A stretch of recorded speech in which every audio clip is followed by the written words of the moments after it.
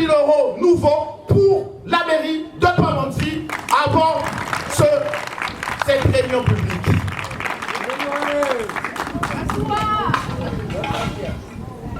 Et moi je vous le dis, les personnes âgées, les démunis n'ont pas été oubliés à Pamandzi. Ceux qui avaient des logements détériorés, insalubres, nous les avons accompagnés. Nous ne les avons pas tous accompagnés. Mais c'est plus de 20 logements qui ont pu bénéficier de fonds FASUL pour être réhabilités afin de rendre la dignité aux personnes les plus fragiles de Pamandzi.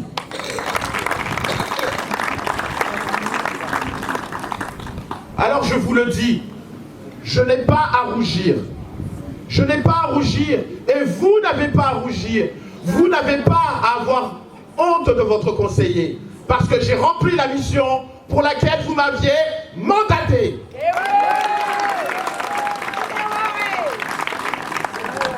C'est pour cette raison que ce soir, solennellement, je reviens vers vous avec Souaïra qui a bien voulu m'accompagner dans ce combat qui, elle le sait, qui est difficile. Ce combat qui va devoir nécessiter qu'on s'investisse pleinement. Parce que je n'ai pas hésité, dès le mois de mai 2011, à savoir moins d'1 mois après avoir voté, à démissionner de mon emploi pour travailler à plein temps pour Pamandzi.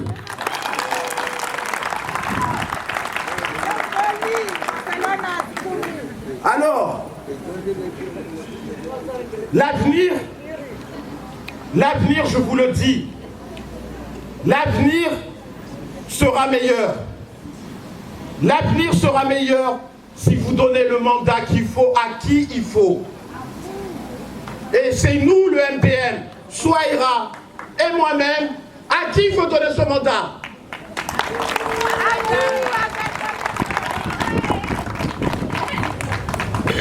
En 4 ans, j'ai pu analyser les problèmes profonds qui rongent notre société.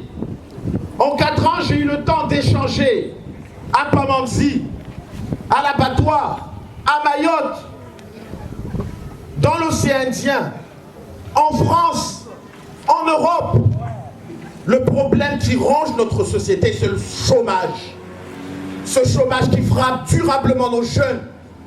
Ce chômage qui nous empêche d'avoir une vie normale. Ce chômage qui nous oblige à rester jusqu'à 40 ans chez nos parents. Ce chômage qui nous enlève notre dignité de jeunes, d'hommes ou de femmes. Ce chômage est le fléau numéro 1 contre lequel nous devrons nous battre. Mayotte a le taux de chômage le plus élevé du monde. 64% de chômage, c'est inacceptable. Et moi je le dis, ce n'est pas des personnes inactives comme on essaye de nous faire croire à l'INSEE. Ce n'est pas des personnes qui souhaitent rester à la maison. Je ne connais personne ici et ailleurs qui ne veut pas travailler. Nous voulons tous travailler. Nous avons besoin de travailler. Alors on va créer ces emplois.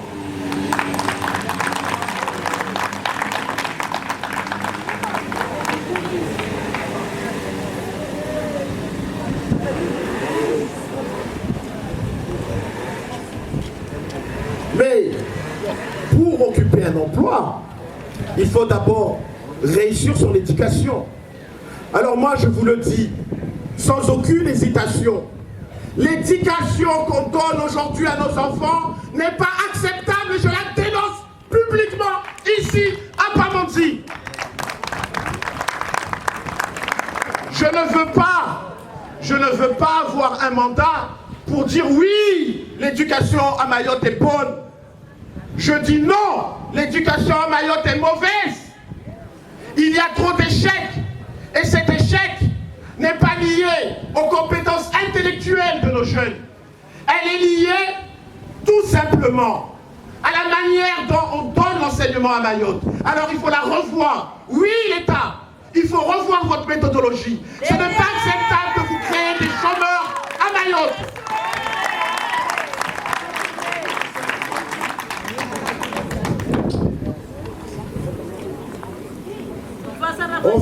de l'emploi. Je n'ai pas dit qu'on va recruter 64% de la population au Conseil général. C'est pas ça que je dis. Je dis qu'on va créer.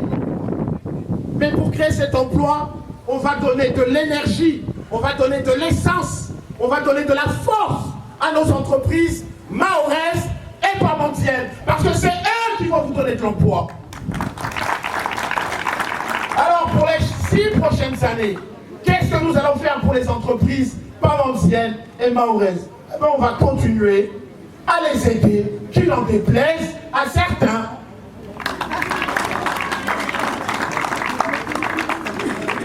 On va les aider pour investir. On va les aider en leur donnant de l'argent pour acheter des voitures, pour se moderniser, pour répondre au marché, et donc pour avoir de l'argent, et donc pour recruter les parmentiens.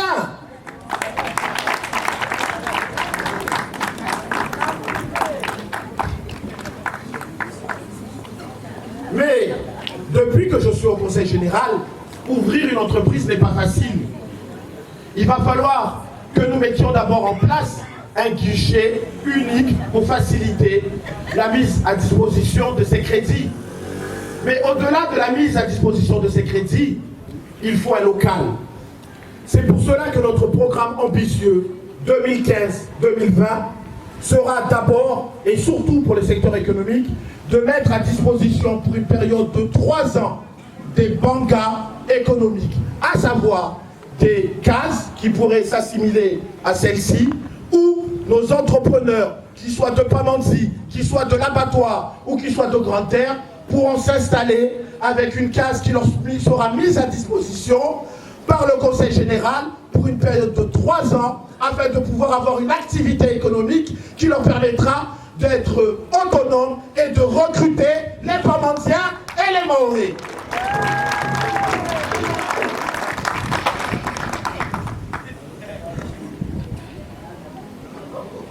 Alors,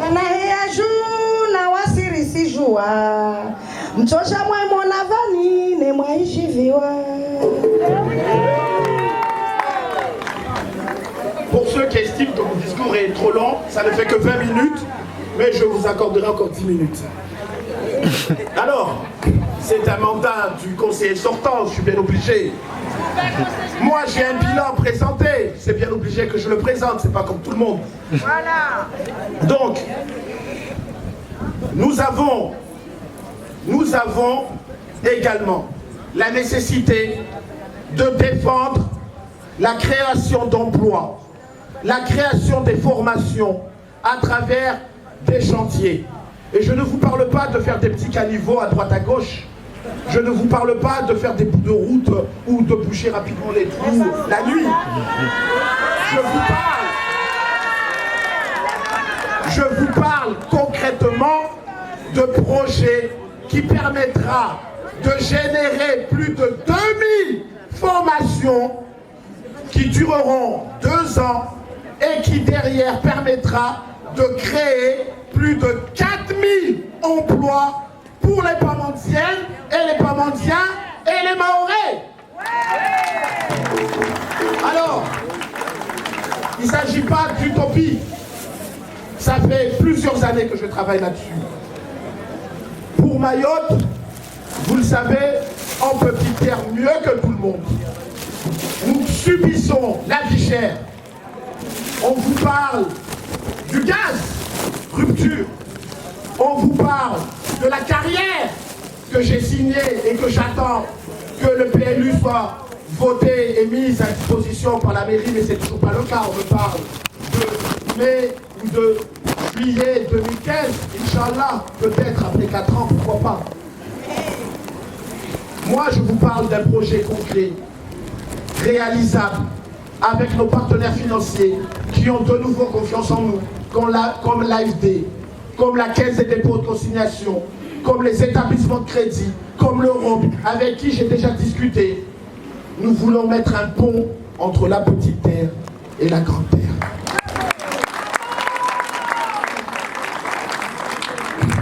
Je sais que même dans cette assemblée, tout le monde n'est pas d'accord. Tout le monde ne sera pas d'accord. Mais nous ferons également un débat public nous aurons le temps d'échanger, puisque c'est un projet de 250 millions d'euros qui va créer 4000 emplois, qui va amener 2000 jeunes à la formation. Mais c'est surtout une liaison directe qui fera en sorte que les touristes n'attendront pas pendant 2 heures à Dzaoudzi. C'est surtout parce que lorsque vos enfants seront en grande terre, ils ne seront pas prisonniers lorsqu'il n'y aura plus de barges.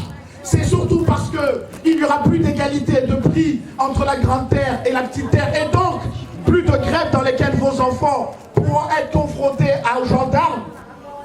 Je vous rappelle qu'en 2009, plusieurs jeunes de Pamandzi ont été interdits de résider à Petite Terre.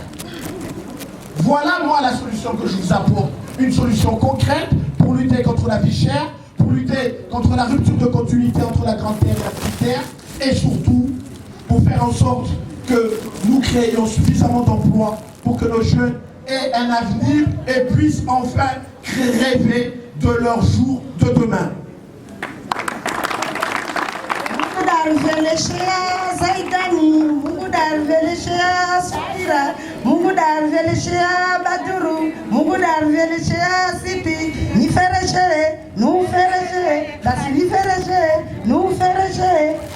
Alors, oui, je vous le dis très sincèrement, le pont est réalisable, l'Europe est d'accord. Nous avons l'enveloppe de royaume prévue.